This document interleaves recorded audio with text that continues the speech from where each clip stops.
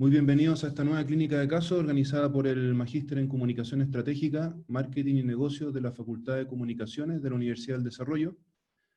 En el último tiempo, quienes nos han seguido, hemos realizado varias actividades como talleres y masterclass sobre el valor de los relatos en el escenario actual, pensando particularmente en la pandemia que nos azota, pero también en que hoy el escenario es acelerado, instantáneo, y en el que las marcas, los políticos y las causas de todo tipo compiten por ganar la atención de sus públicos y lo hacen a través del uso de distintas plataformas. Un solo relato, distintas plataformas. Eso es storytelling transmedia. Y para hablar de ello, hemos invitado a un amigo de la casa. Hace justo un año, él mismo nos hablaba por primera vez del relato transmedia en la industria de la banca en Perú. Hoy, Tomás Atarama nos va a hablar del caso de Yo Soy y Voy A, una iniciativa peruana para el combate contra el cáncer. Tomás es licenciado en Comunicación, máster en Creación de Guiones Audiovisuales, magíster académico en Comunicación, y en pocos días más, me atrevo a decir que en una semana, defiende su tesis doctoral sobre la narración transmedia en el universo Marvel, tesis que tuve el honor de ver nacer y que sé que va a dar mucho de qué hablar. La exposición de hoy va a durar 40 minutos y luego yo me encargaré de la mejor manera que pueda de transmitir las preguntas que ustedes vayan haciendo durante la exposición en el apartado de preguntas y respuestas que está en la parte inferior de sus navegadores.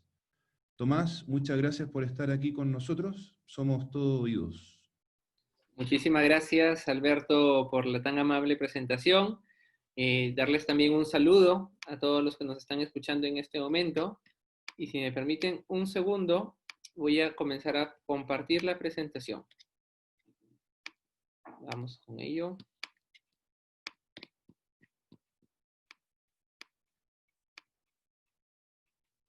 Bien, aquí estamos. Hoy vamos a hablar de narrativa transmedia corporativa y engagement. Dos cuestiones que hoy por hoy, digamos, están en la discusión académica y la discusión profesional, porque el gran interés que se tiene en el mundo de la comunicación, en el mundo de la comunicación corporativa, es saber cómo gestionar el mensaje, cómo gestionar la comunicación, cómo gestionar estratégicamente la comunicación en un entorno donde hay tantos medios, tantas posibilidades de transmitir mensajes.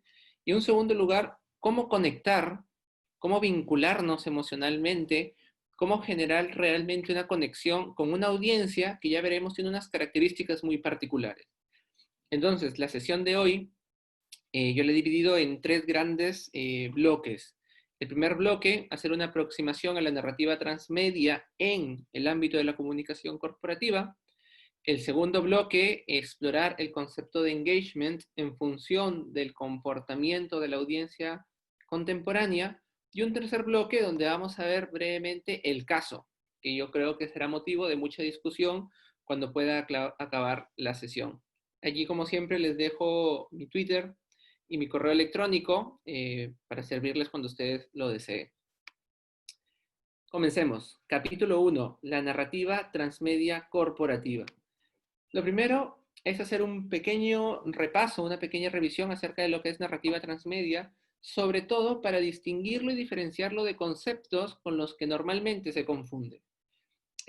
Lo primero es decir que la narrativa transmedia no es una extensión de la comunicación digital, que es algo que en muchos, incluso papers académicos, yo he encontrado, ¿no? Pareciera ser que ante la avalancha de la comunicación digital, la narrativa transmedia es una extensión, un paso más, una lógica que complementa la comunicación digital. Y lo primero que hay que decir es que esto no es así. La narrativa transmedia es una lógica distinta a la de la comunicación digital, que si bien uno de los puntos de contacto, una de las plataformas más relevantes en cualquier estrategia transmedia es la digital, la narrativa transmedia es en realidad un modo distinto de plantear la comunicación. Vamos a verlo un poquito más adelante. Después, me parecía importante distinguir narrativa transmedia, transmedia storytelling, de los conceptos de multimedia y crossmedia, porque tanto en el concepto de multimedia como en el concepto de crossmedia como en el concepto de transmedia tenemos que hay pluralidad de medios. Hay diversas plataformas en las que se puede contar una historia. Eso nos va a servir para distinguir la lógica propia de la narrativa transmedia.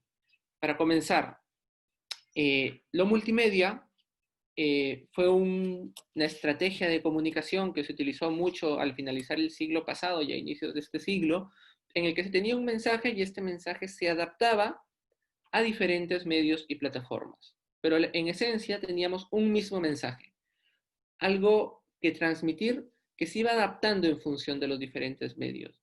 Esto, si bien ayudaba mucho para aumentar la visibilidad de un mensaje, generaba en la audiencia una especie de saturación y de cansancio respecto a la repetición del mismo mensaje.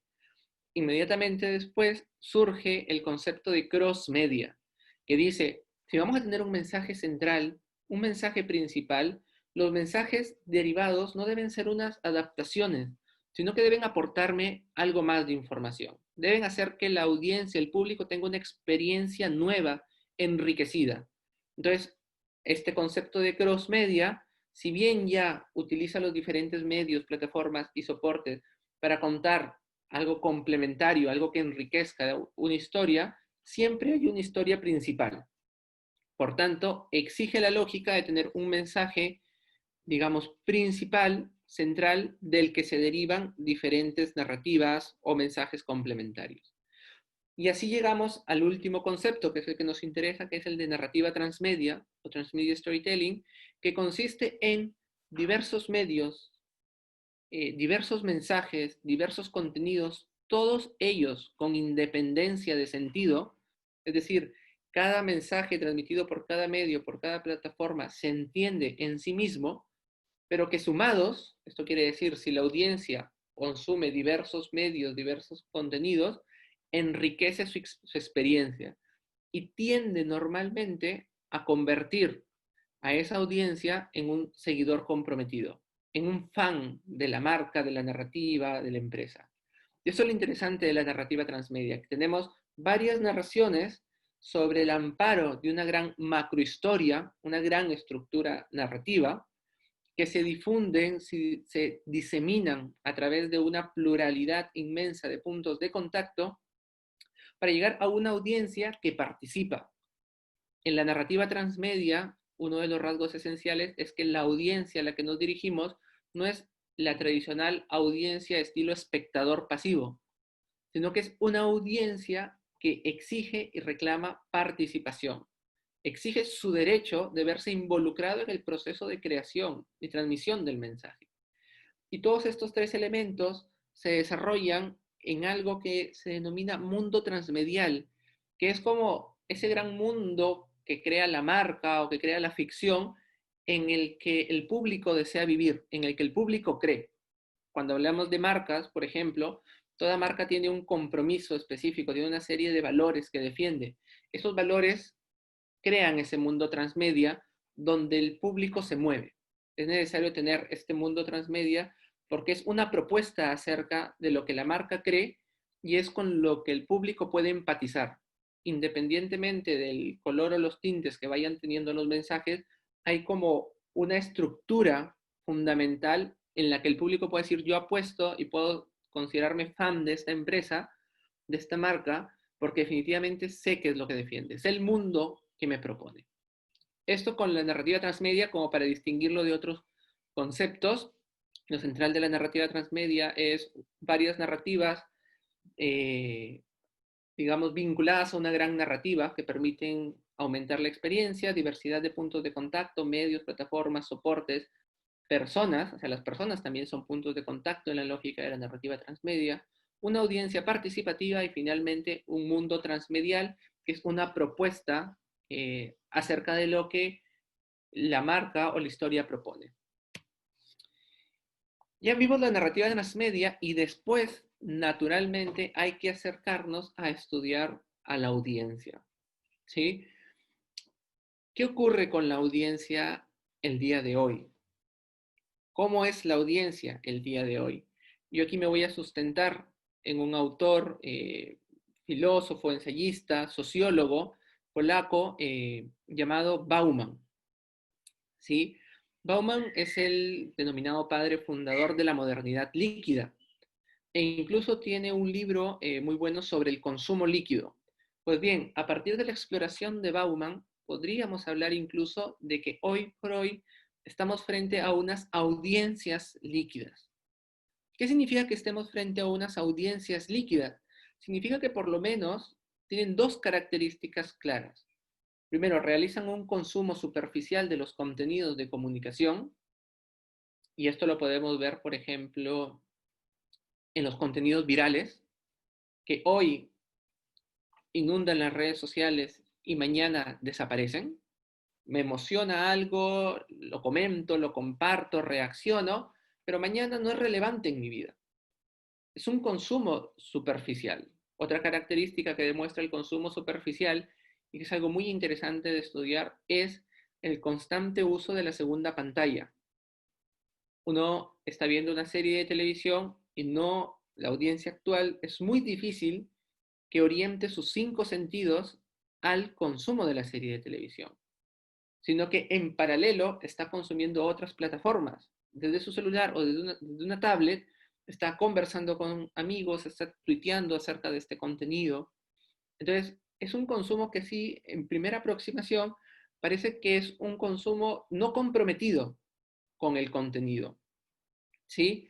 Esta es una primera característica. Y lo segundo, la segunda característica de esta audiencia líquida es que es difícil, es complicado que establezca relaciones interpersonales sólidas a partir de un contenido.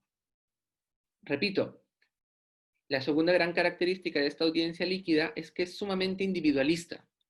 ¿Cómo se traduce esto al pensar en las audiencias? Es un público que es muy difícil que establezca vínculos interpersonales sólidos a partir de lo que le propone la comunicación. Hay algo que a mí me resulta muy interesante siempre de explorar, cómo en las décadas pasadas los grandes íconos cinematográficos eran contenidos que todos conocían, que una gran mayoría había visto, y eran puntos de encuentro. Uno habla de una gran película, imagínense ustedes ahora la que deseen, una gran película de los 70, de los 80, y sabemos que todos habían visto esa película, o por lo menos todos sabían de ella. Era un punto común, un punto de encuentro, de tal manera que si hoy se quiere apelar al marketing de nostalgia, puedes hacer referencia a esa película y sabes que una generación completa se va a sentir completamente interpelado por ese comercial, por esa campaña. Sin embargo, hoy uno puede decir, ¿cuáles son las grandes películas que han marcado la generación de hoy? O las grandes series de televisión, o las grandes propuestas de ficción. Y después de Harry Potter, de pronto no encuentra uno mucho más. No podemos decir que hay algo, una base simbólica de conocimiento que nos permita reunirnos. Entonces, esta audiencia tiene la característica de que es muy difícil que establezca relaciones interpersonales sólidas. Así como le cuesta comprometerse con un contenido, le cuesta comprometerse con la vida social. Y aquí Bauman utiliza una metáfora que a mí me parece brillante, que dice, hemos vivido en una sociedad donde gracias a las tradiciones y los hábitos consolidábamos grupos, utiliza esta terminología, grupos, y hoy vivimos en una sociedad donde las personas se convierten en enjambres, ya no en grupos, que la característica del grupo es que tiene cierta continuidad, que tiene cierta tendencia a la duración. Hoy nos convertimos en pequeños enjambres o en grandes enjambres, en multitudinarios enjambres. Esto quiere decir personas que nos reunimos para una actividad en concreto, pero que inmediatamente después de que pasa esa actividad dejamos de compartir actividades, dejamos de compartir un tiempo en común, dejamos de compartir una búsqueda. Esto yo lo he testeado de manera empírica, no científica, simplemente como un experimento, en algo que se llama grupos de WhatsApp. ¿Sí? Les preguntaba a mis alumnos cuántos grupos tenían al inicio del ciclo, al inicio del semestre. Y claro, suelen tener una media de 10, 12 grupos por los trabajos, por los nuevos amigos que hacen, por la gente que tienen una afición común. Y cuando termina ese semestre académico, ese ciclo académico, pues desaparecen la gran mayoría de grupos. Es claramente un enjambre, es un pequeño enjambre donde vamos a un solo objetivo, pero después, como dice un cantante famoso de aquí de Perú, si te he visto no me acuerdo. Eh, actitud de enjambre. Pues bien, esta audiencia líquida es una audiencia muy difícil es muy difícil llegar, despertar la atención de esta audiencia y sobre todo fidelizar a esta audiencia, que era una de las grandes, o es una de las grandes metas, uno de los grandes objetivos de cualquier campaña de comunicación. No solo que el mensaje llegue, sino ser capaz de fidelizar a una audiencia. ¿Y esta audiencia en qué contexto se mueve? Podríamos preguntarnos cuál es el gran entorno en el que se mueve esta audiencia. Pues bien, podríamos decir que se mueve en un ecosistema de medios donde la gran protagonista es la pantalla. Y hoy, en época de pandemia y seguramente en época de post-pandemia, la relevancia de las pantallas será cada vez mayor. Datos importantes que ustedes deben conocer, porque fueron muy públicos, es cómo se multiplicó el consumo de contenido audiovisual cuando pasamos todos a cuarentena. La comunicación audiovisual nos salvó a nosotros de vivir en un encierro, digamos, físico y mental. Porque aunque el encierro siguió siendo físico, mentalmente podíamos vivir experiencias a través de las plataformas, tener videollamadas con nuestros compañeros, con nuestros amigos, tener este tipo de capacitaciones o ver ficciones diversas. Pues bien, las pantallas son la plataforma principal en este nuevo ecosistema. Y a mí me gusta pensar un poquito acerca de la relevancia de las pantallas, porque es una tendencia que cada vez va a ir adquiriendo mayor relevancia. Comencemos por un par de datos importantes. Eh, lo primero que hacen las personas al despertarse, y estos ya son datos estadísticos, es mirar su celular. O sea, su primera conexión vital es con una pantalla. Y pasan varios minutos frente a esta pantalla antes de reiniciar su día. Tanto es así que ya se habla de una desintoxicación de pantallas. Y hay algunos coaches que recomiendan no coger el celular hasta que hayas realizado algunas actividades de dedicación a uno mismo.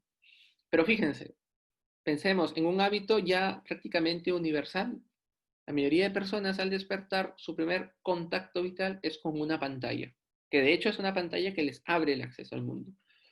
Y otro segundo dato importante e interesante es que hoy por hoy, el consumo promedio de contenido audiovisual en Internet diario, repito, el consumo promedio, esto quiere decir, están considerando al adolescente de 13, 14 años, están considerando a una persona mayor.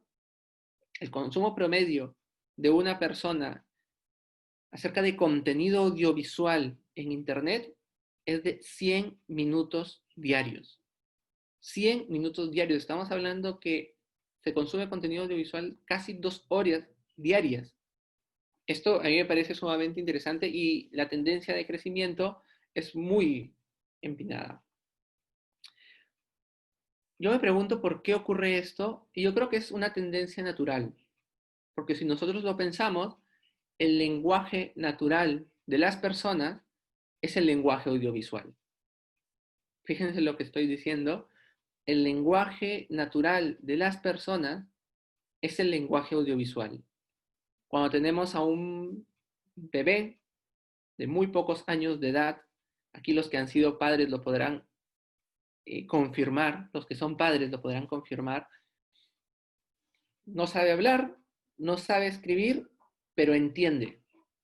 Entiende porque relaciona algunos sonidos y algunos movimientos con mensajes. Y sin saber hablar y sin saber escribir, transmite mensajes a través de ciertos sonidos y ciertos movimientos. Nuestro primer aprendizaje es un aprendizaje audiovisual. ¿Qué ocurre? Que por las limitaciones de la técnica, lo primero que desarrollamos fue un lenguaje oral, solo con la palabra, para poder crear símbolos que nos permitieran una comunicación mucho más avanzada. Posteriormente, cuando lo consiguió la tecnología, se inventó el lenguaje escrito, Posteriormente, recién, cuando lo permitió la tecnología, se creó el lenguaje audiovisual como tal. Pero nosotros decodificamos naturalmente imágenes y sonidos y somos capaces de leer mucho contenido más allá eh, del contenido semántico de las palabras exactas. De hecho, si ustedes siguen un poquito el tema de coach acerca de cómo hacer mejores presentaciones, te suelen repetir que el público se queda de lo que tú dices con el 20% y está en realidad tomando información acerca de toda tu comunicación no verbal. Entonces, la tendencia a la relevancia de la comunicación a través de pantallas, de la comunicación a través del lenguaje audiovisual es creciente, es natural y va a seguir desarrollándose. Y en este contexto ha surgido algo que denominamos economía de la atención, es decir, un modo distinto de valorar los resultados de los entornos comunicativos. La economía puede centrarse en economía del producto, economía centrada en el cliente. Cuando hablamos de la economía de la atención, estamos diciendo que aquello que aporta valor a las relaciones económicas, aquello que aporta valor a las relaciones económicas es que el público, el usuario, el cliente, mi stakeholder, me dedique su atención. Porque en este mundo donde cada vez hay más inmediatez, hay más instantaneidad, queremos todo para ayer, el valor constante es el tiempo vital del público.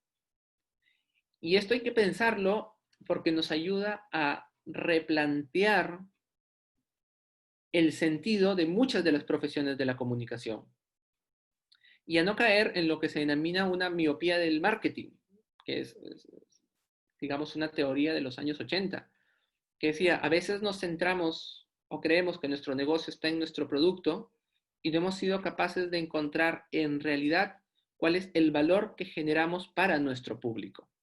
Y hay ejemplos muy buenos de la miopía del marketing.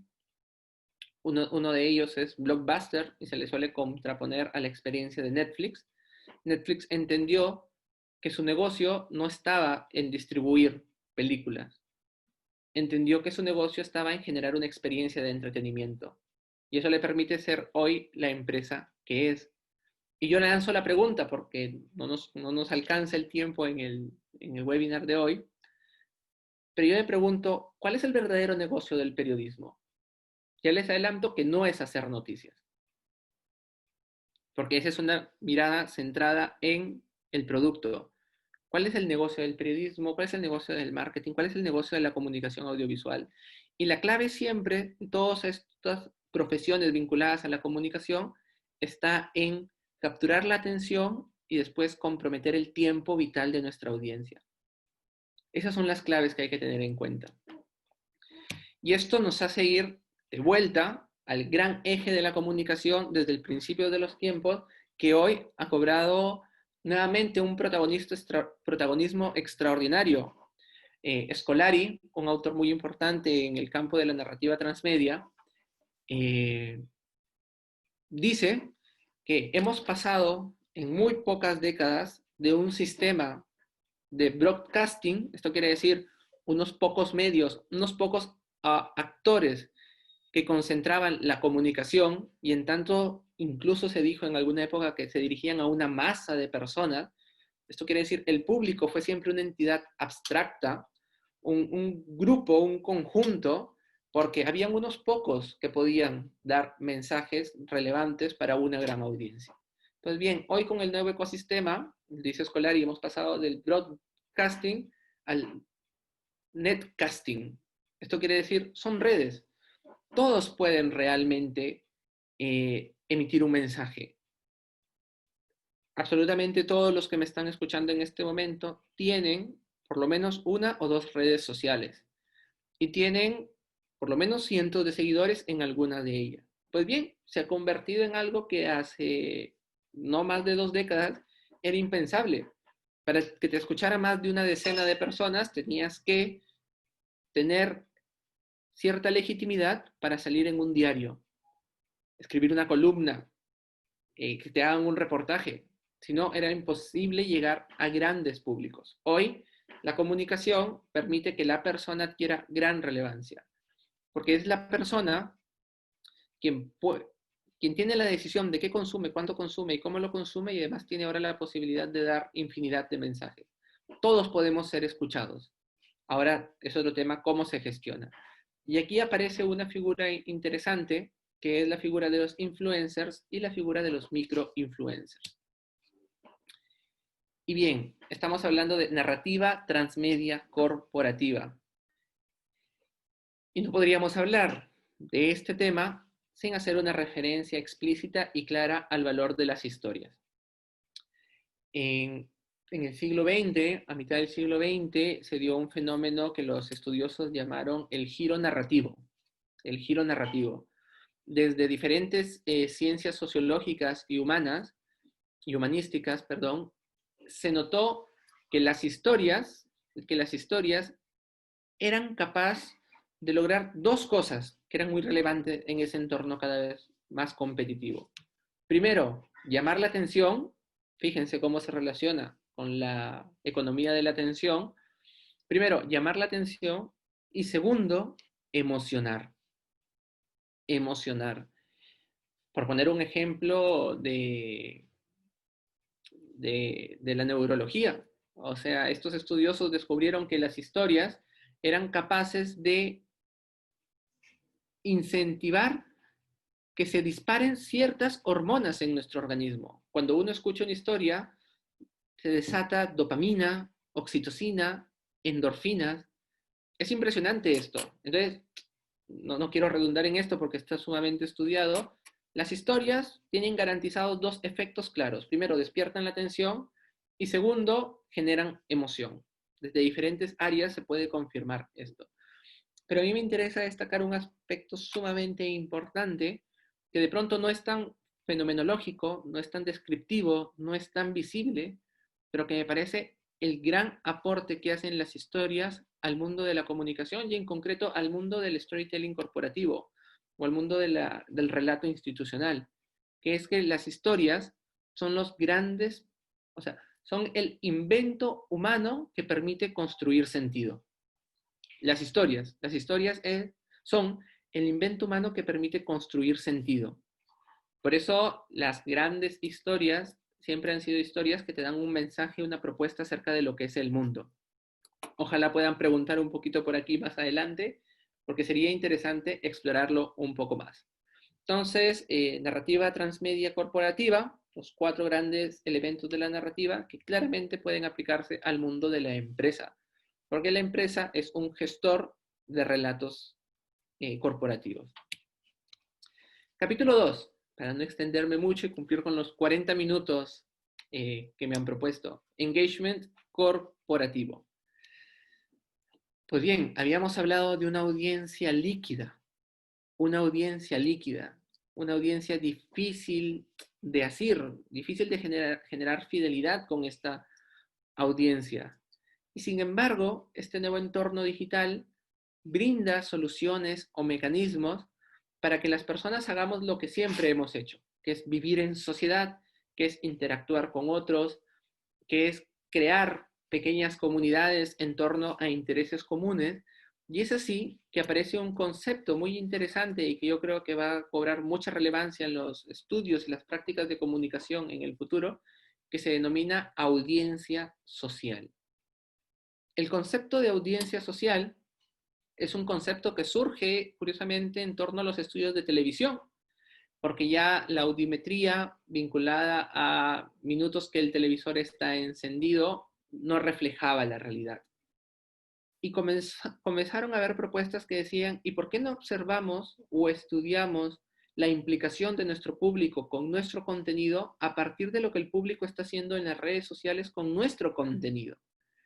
Fíjense, es un concepto muy actual, es un concepto del 2013, propuesto por primera vez en el 2013, a raíz de una tendencia que ya tenía unos años que se llamaba Social TV, televisión social también, y tiene 7 años, y en el 2013 se estudiaba fundamentalmente cómo los espectadores, el público de programas de entretenimiento, comenzaba a participar de los programas de entretenimiento a partir de Twitter. del uso de hashtag, de etiquetados, de votar a través de Twitter. Y ese desarrollo se ha ido ampliando, se ha ido enriqueciendo y ahora se entiende por audiencia social toda la actividad que realiza la audiencia en redes sociales a partir de un contenido propuesto por una marca o una empresa.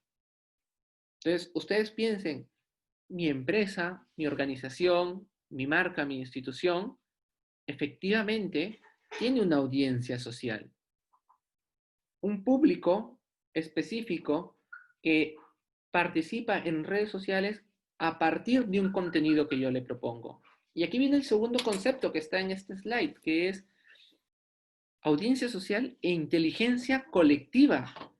Este público, esta audiencia social, se observa y se ve que en las formas en las que se relacionan están generando nuevo conocimiento, están generando argumentaciones a veces muy sólidas, están desarrollando propuestas innovadoras en torno a aquello que les ha suscitado la conversación.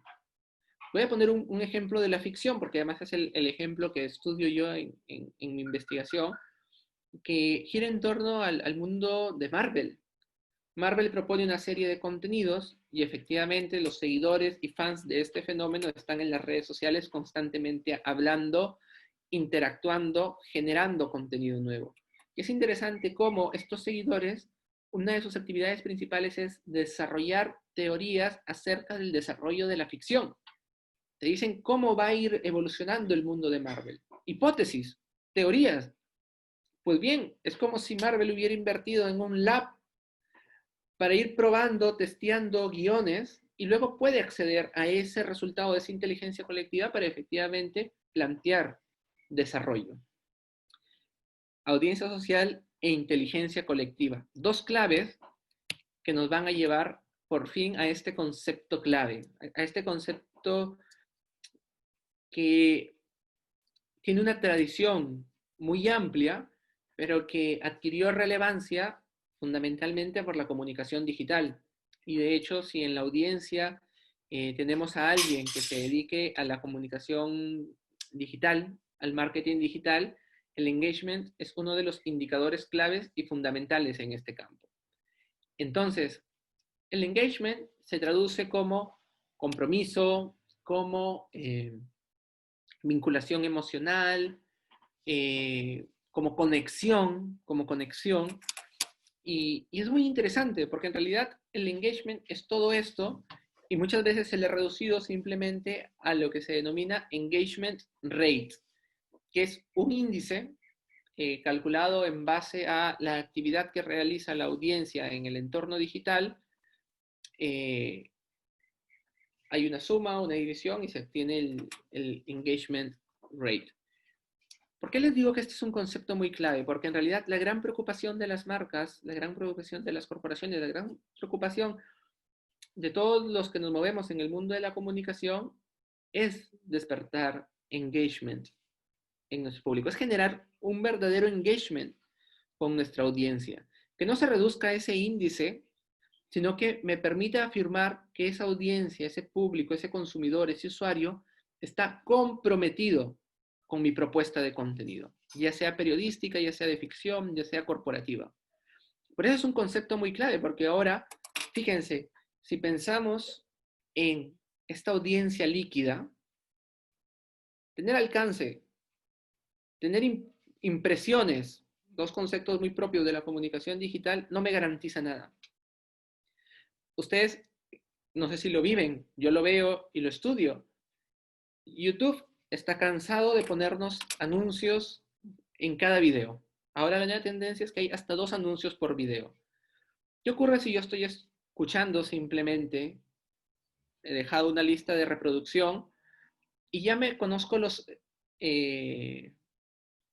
publicidad, los comerciales que me comparte YouTube de memoria. Pues es probable que si estoy concentrado y simplemente escuchando las canciones de fondo, yo esté trabajando y ya ni siquiera me tome el trabajo de poner saltar al comercial de 15 minutos, de 15 segundos, perdón, o incluso hasta de 30 segundos.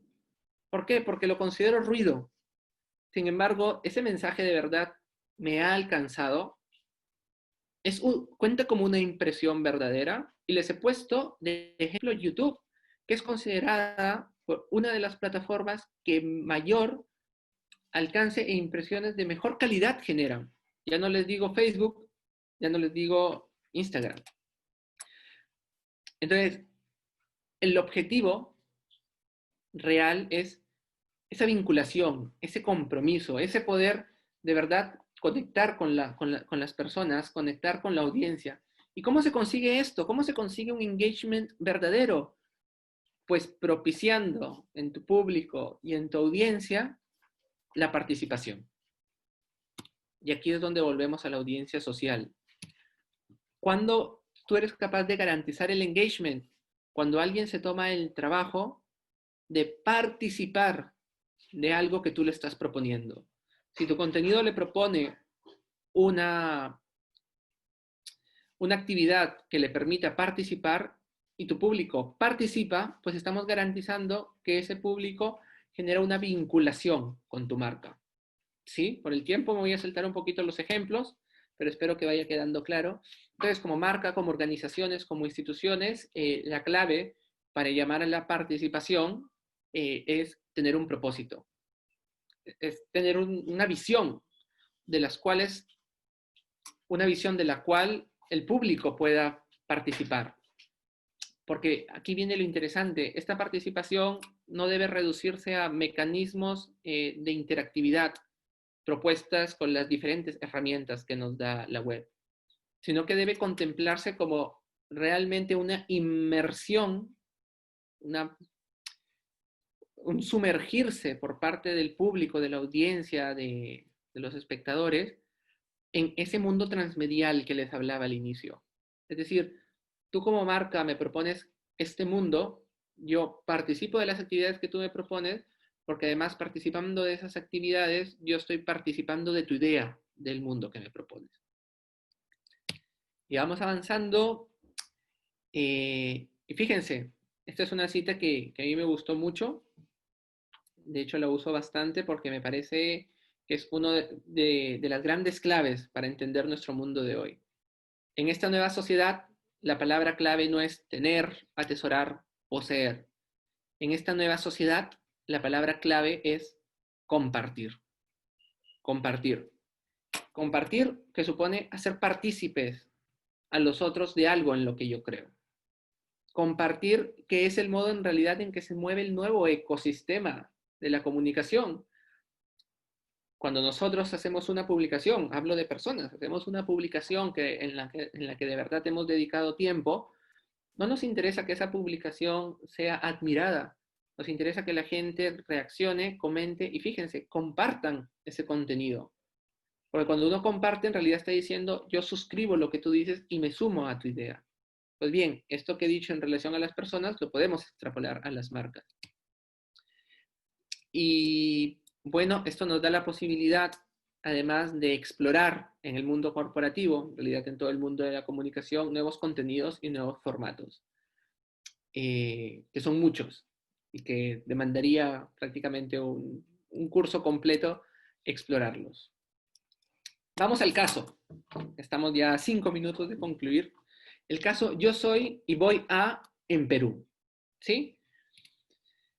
Una idea, marco. En el Perú, el cáncer es la primera causa de muerte en los peruanos.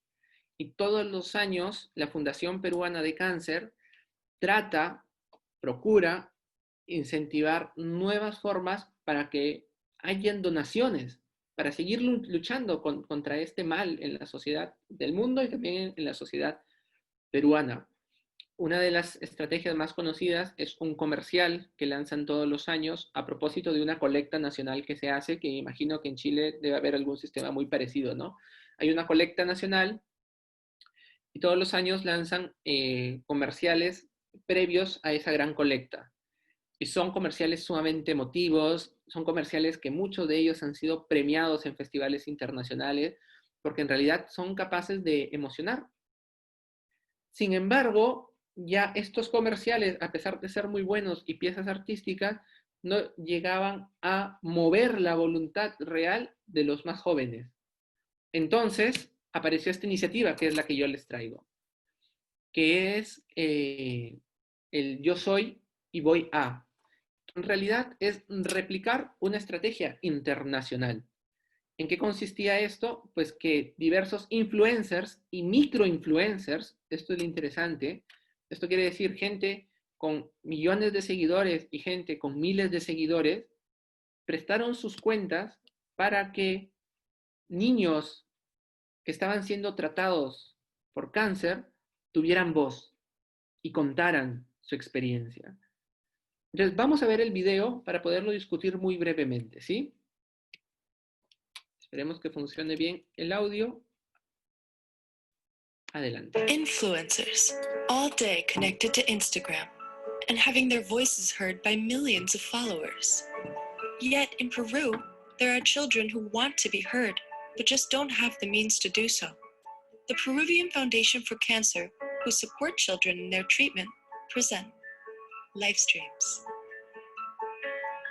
Es el Día Mundial contra el Cáncer y varios artistas y famosos están donando sus cuentas de Instagram para darle voz a niños con cáncer. And we did it through the first double streaming on Instagram that unites two faces simultaneously with the new function, Go Live with a Friend, donating the most important thing that influencers have, their audience of millions, making everyone understand our foundation's children's condition. No es una transmisión común, es una transmisión muy bonita porque el día de hoy tengo un invitado muy especial. ¿Qué tal?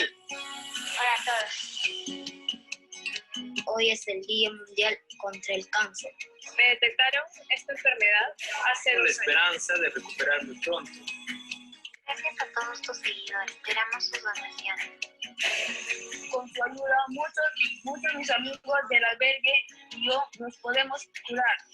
In this way, we made their messages for help and donations reach millions. Es una lucha especial porque los protagonistas son niños.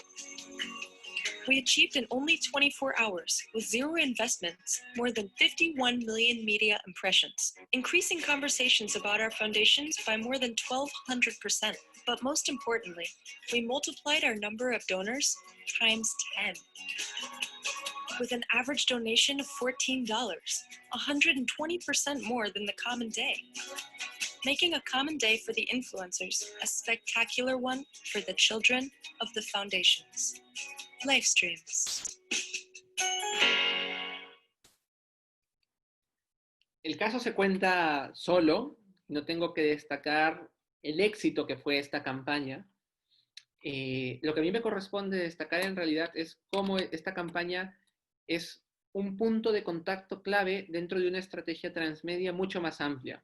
Entonces, esta es la campaña original que se lanza a nivel mundial, I Am and I Will, que fíjense, tiene diferentes participantes que pueden hacer diferentes cosas. En realidad es una campaña mundial que se proyecta durar 3 años, va a durar hasta el 2021, y el Perú, y eso es lo interesante, le da su sello particular. Y esta es la forma en la que se promociona esta campaña ya en español. Sea quien sea, tiene el poder de reducir el impacto del cáncer para sí mismo, para las personas que ama y para el mundo. Es hora de asumir un compromiso personal. Transmedia, no quiero entrar a detalle de esto, porque solo quiero analizar un aspecto, pero fíjense, he dividido la pantalla en 2. La campaña Marco Internacional, que da bastante eco, da bastante visibilidad, que permite de alguna manera aprovechar un concepto que ya se está trabajando, y después la campaña nacional, donde como ustedes ven, el contenido central es Instagram. Después hay contenido en Facebook, Twitter, hay contenido en YouTube, hay prensa, hay una web, pero se han centrado en una plataforma que permite crear audiencia social para generar engagement. Porque no me bastaba solamente a mí ya con llegar a la audiencia, necesitaba que esa audiencia converse de mi objetivo y sobre todo realice una acción concreta, que es donar. Claves de esta campaña, pues aprovecha un nuevo punto de contacto con una nueva narrativa. Es muy interesante, es una narrativa muy particular. la cara superior del influencer y la cara inferior de la persona tratada con cáncer. Entonces, el influencer le da voz, aparece justamente la parte de su boca, de la persona que está siendo tratada con cáncer, le da voz a esta persona y le permite contar su experiencia. Ya puede haber miles de comerciales sobre cáncer muy buenos, pero escuchar en este formato en vivo en Instagram definitivamente emociona. Emociona e invita a actuar. Cuestiones para destacar. Utilizó nuevos puntos de contacto y utilizó nuevas narrativas. Con cero inversión, señores, que es algo muy interesante. Inversión cero, lo hice en el video. Cero inversión. Se cogió el teléfono, se hizo un poco de relaciones públicas, se consiguió la colaboración de influencers y se lanzó la campaña. Y lo segundo y lo último que quiero destacar, para no abusar de la confianza de Alberto, es que efectivamente se generó participación e interacción en un entorno digital, lo cual generó engagement. Porque cuando sumas la participación, la interacción, la experiencia que te genera la participación y la emoción de estar en ese momento siendo parte de ese proceso, claramente te vinculas. Y esa vinculación lleva muchas veces a la acción. Y esto era lo que yo tenía por contarles, Alberto. Espero no haber abusado del tiempo. Perfecto, Tomás. Muchísimas gracias por la exposición. Voy a Gracias. dejar de tener... Bien, ahí estamos. Nada, muchísimas gracias. La verdad, espectacular la campaña que nos expusiste y también, bueno, el contenido primero, desde luego. Hay varias preguntas y voy a intentar sintetizarlas todas, ojalá, si alcanzamos. Perfecto. Respecto a la campaña que tú mostraste, una pregunta es, claro, el valor de la emoción, ¿no? Hoy por hoy la emoción regula muchas veces el éxito o no éxito de una campaña. ¿Cuál es para ti el límite entre emocionar y vender tragedia? Muchas gracias, Alberto, por la pregunta. Gracias al panelista que ha lanzado esa pregunta. Y en realidad esto nos lleva a los fundamentos de la narrativa. A los fundamentos de la narrativa. La emoción, que es el nombre que le damos actualmente, fue estudiada en realidad por Aristóteles ya en el siglo IV antes de Cristo. Y es muy interesante porque él utilizaba un término que es muy técnico, que es catarsis. La buena ficción, la buena narrativa genera catarsis. Y esta es la emoción constructiva. Ojo, cuando tú ves que hay un personaje que tiene una transformación y que esa transformación te interpela, esa es la emoción constructiva. Esa es la emoción que mueve a la acción. Esa es la emoción que te permite generar una comunidad a la cual fidelizar.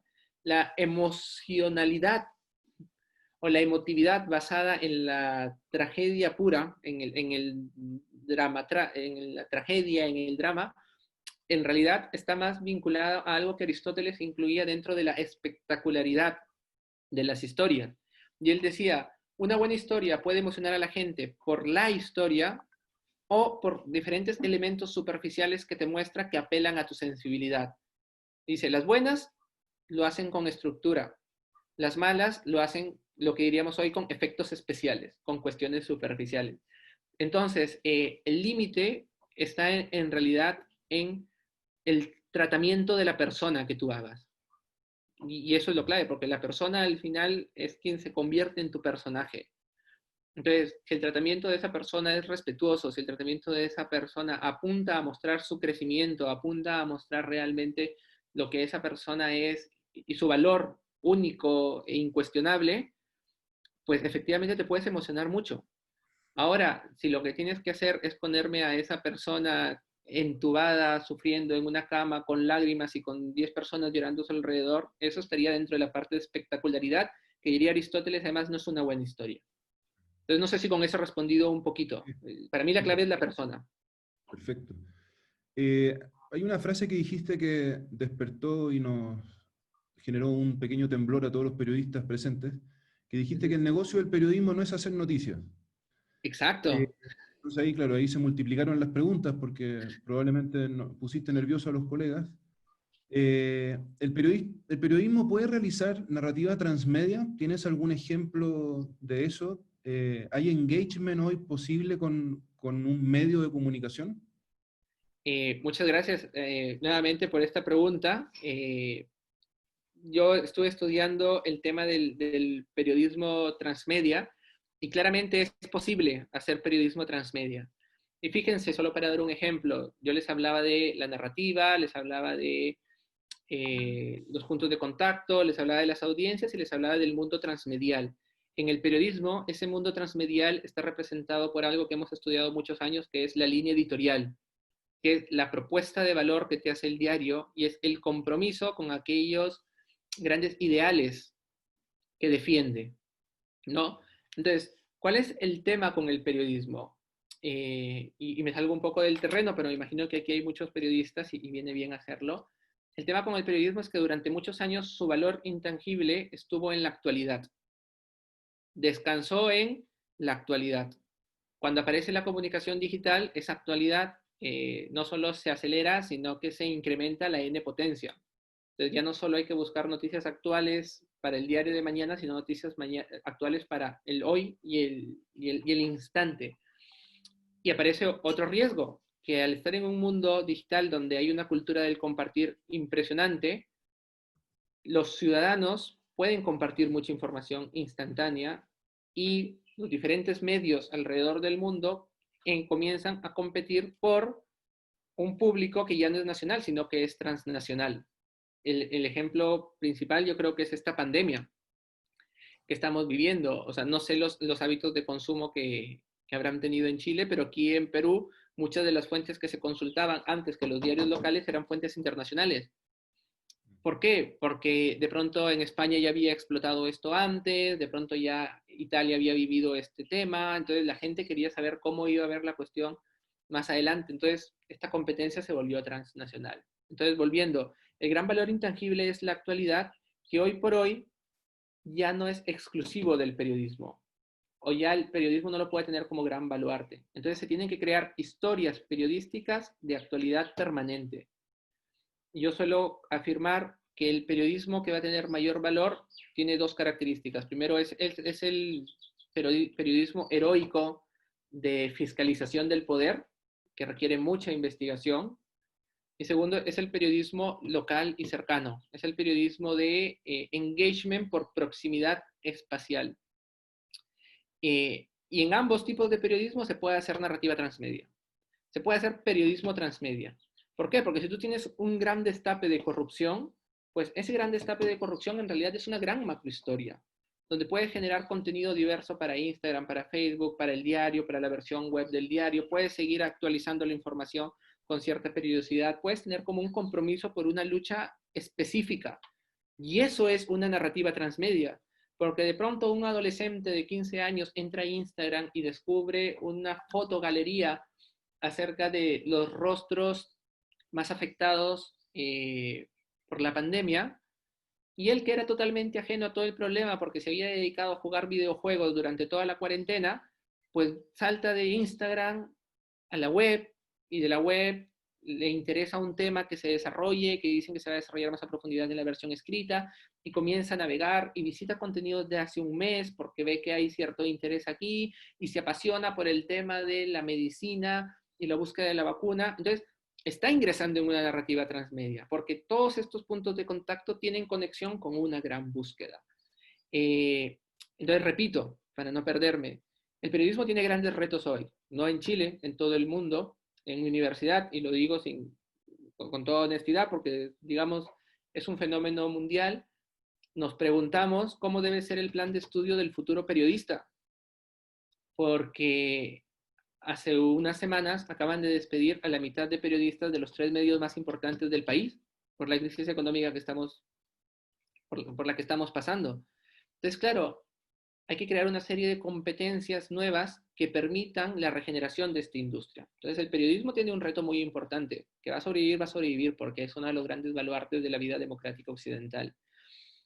Desde mi punto de vista, dos grandes valores van a predominar: el periodismo que yo llamo periodismo heroico, que es ese periodismo de fiscalización, ese periodismo de compromiso con grandes ideales sociales que realmente está tratando de hacer que la sociedad mejore, y un periodismo que yo puedo llamar periodismo de proximidad, periodismo local, periodismo de, oye, yo doy visibilidad a esta comunidad y lucho realmente por los intereses de esta comunidad con la cual estoy comprometido. Y de allí están abiertas las recomendaciones y las posibilidades, porque esto hay que estudiarlo y hay que pensarlo. Son dos ideas que yo aporto al debate, no son cerradas.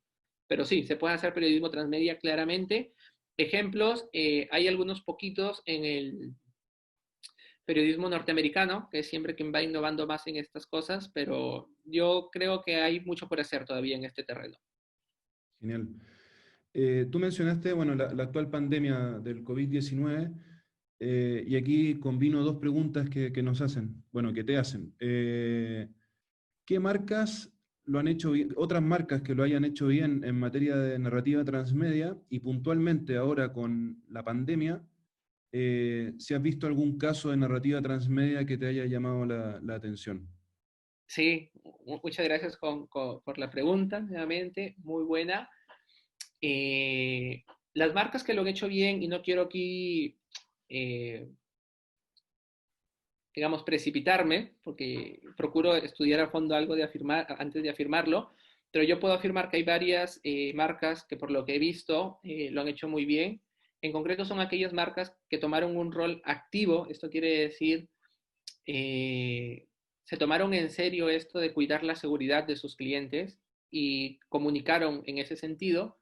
Y sí quiero dar un ejemplo de un caso que sí he estudiado y que me parece sumamente interesante. De hecho, era uno de los casos que era muy probable que trajera aquí, pero no se había cerrado cuando estaba preparando la presentación, que es el caso de Entel. Entel es una empresa de telecomunicaciones aquí en Perú, que compite con dos empresas sumamente grandes y que prácticamente tienen la mayoría de la torta de telecomunicaciones aquí en el Perú, que son Telefónica, Movistar y Claro. Entonces, Entel llegó hace unos pocos años y está tratando de ganarse un terreno, pero fíjense que fue la empresa que mejor comunicó frente a la pandemia y utilizó una estrategia transmedia espectacular, porque lo que hizo fue tomar dos arquetipos, espero no utilice, dos personajes ideales, dos personajes con los que todos pueden empatizar, y creó una historia, que era la historia de la nieta que extrañaba a su abuelo y que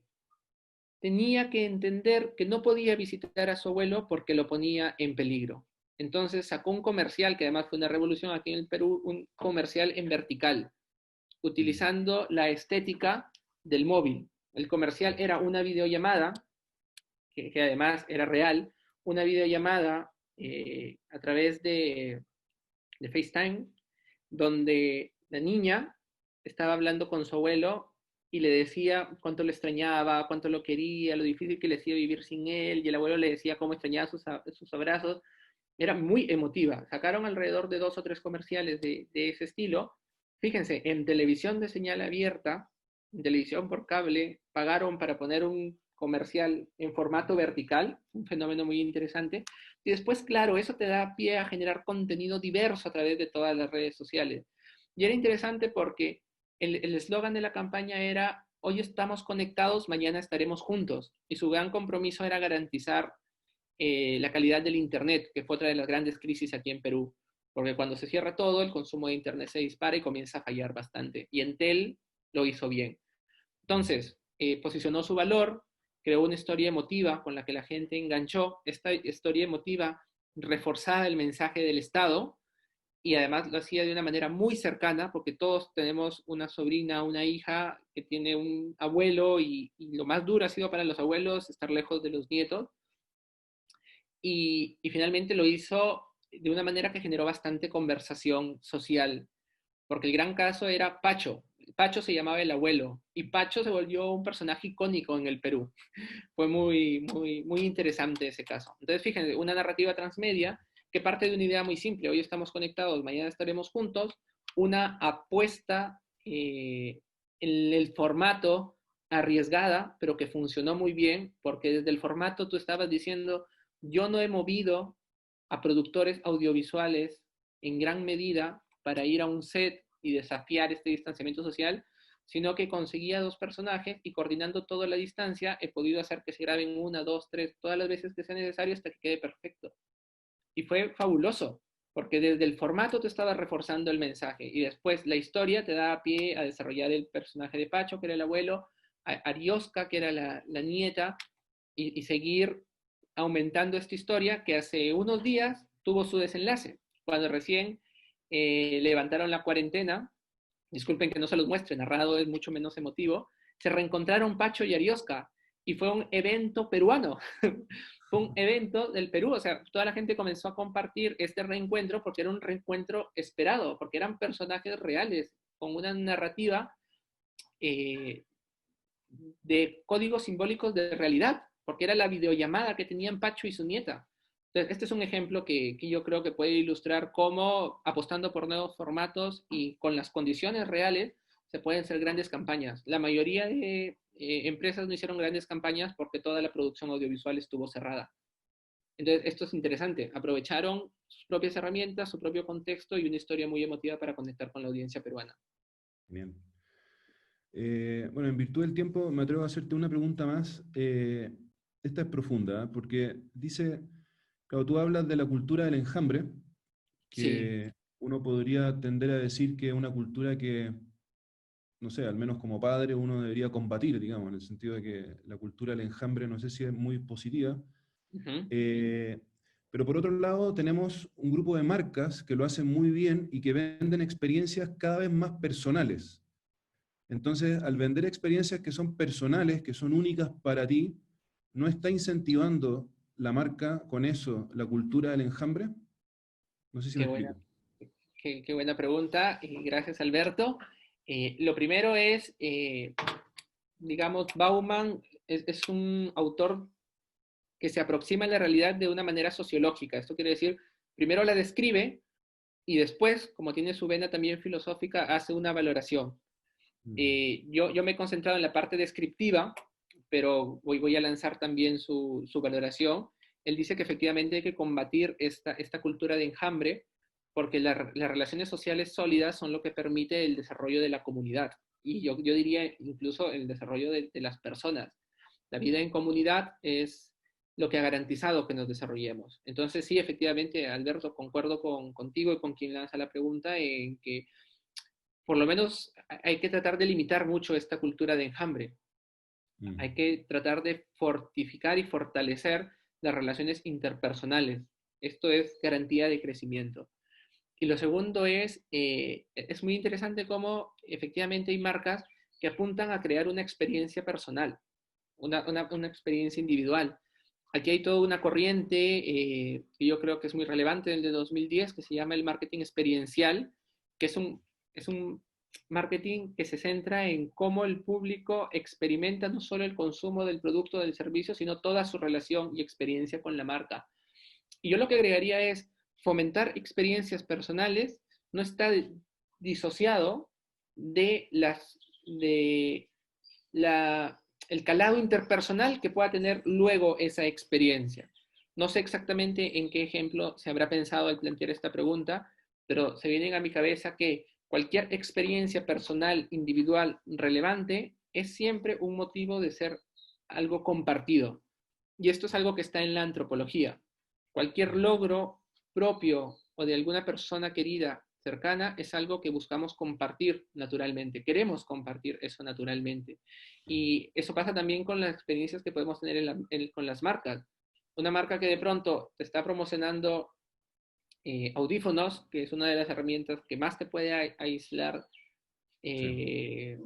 del entorno, puede propiciarte el uso de esos audífonos para mejorar una llamada con alguien que está del otro lado del mundo, para propiciar que escuches música y te hagas fan muy cercano de un cantante que tiene una pequeña comunidad de seguidores y te integras propiamente a esa comunidad y de hecho comienzan a compartir muchas más cosas. Entonces, toda experiencia, aunque sea individual, tiene un gran componente social. Y aquí la clave está en que no hay que anular ese componente social, sino que hay que propiciarlo. Y el nuevo ecosistema nos permite que las relaciones interpersonales sociales no sean necesariamente relaciones interpersonales físicas. aquí hay una teoría que no tengo tiempo de entrar, que es la teoría del social space, espacio social, que se aplica al mundo de la teoría de la interacción. Y dicen, el espacio social virtual es tan potente como el espacio social físico. Prueba de ello es que yo ahora estoy en el Perú y estoy compartiendo con ustedes y estamos teniendo un enriquecimiento, un enriquecimiento mutuo extraordinario. Y esto es un espacio social virtual. Y ojalá de aquí puedan seguir algunas personas con las que me pueda escribir un correo, con las que pueda tener alguna interacción por Twitter. Y esto es enriquecimiento. No sé si me explico. Entonces me fui un poquito, discúlpame Alberto, pero quería decir que el aspecto social hay que promoverlo aunque partan de experiencias individuales, que eso es posible. Perfecto.